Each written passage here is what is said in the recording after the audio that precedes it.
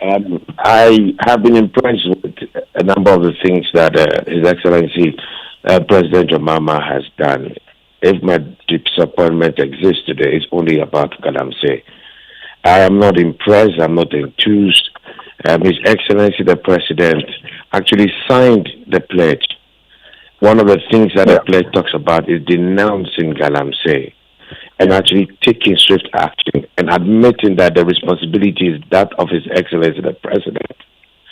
So for us to be here and see things degrade and actually start getting information that some people now think is their turn to chop is very heartbreaking.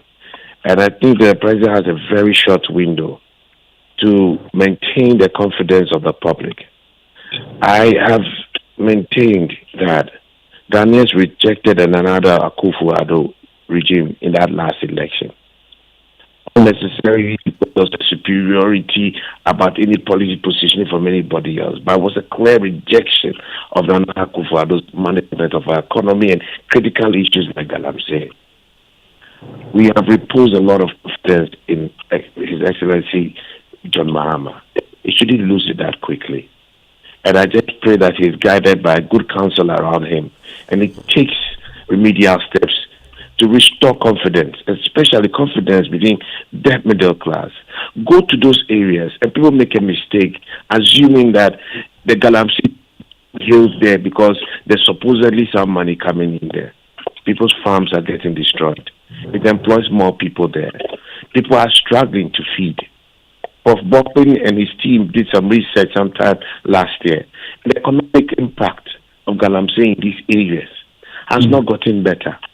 It is some people, very myopic thinking, who even think that now that they don't have to drink from the river, their river is not good enough and they're getting bottled water from Accra. They think they've advanced. It is stupidity.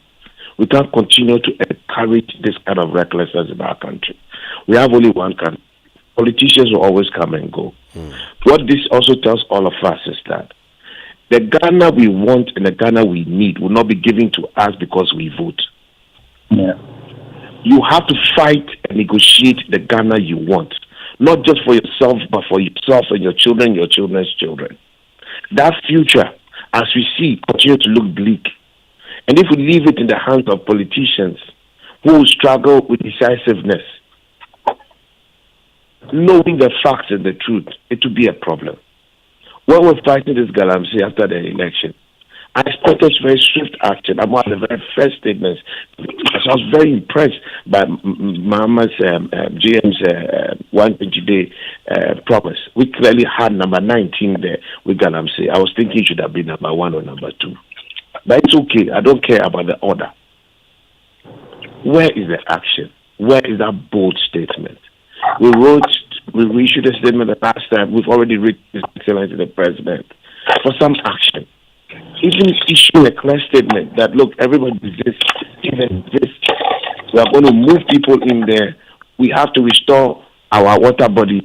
For those who are going to economically impacted, we'll go through a process to review to see how we can manage the interests of everybody at some point. But what is superior at this time is our environment and our water bodies. Everybody must stop. Nothing. I haven't heard anything.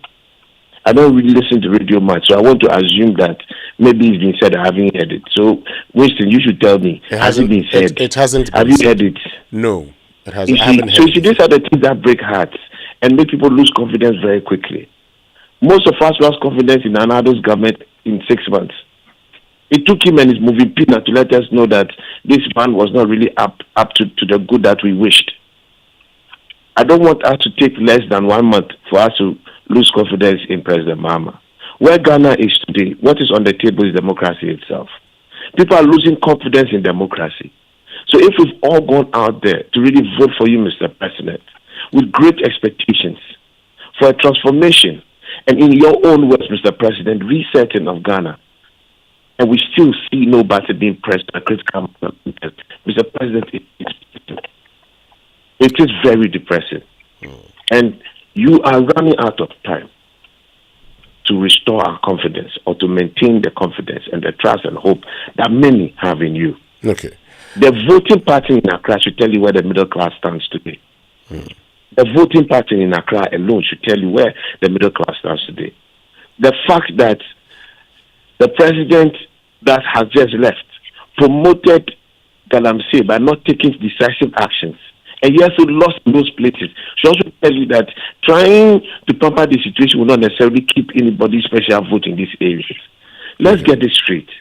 We are here for Ghana, and if a one-term president cannot be firm and strong enough to take decisive decisions to correct and restore hope for our future, in all honesty, Ghana is doomed.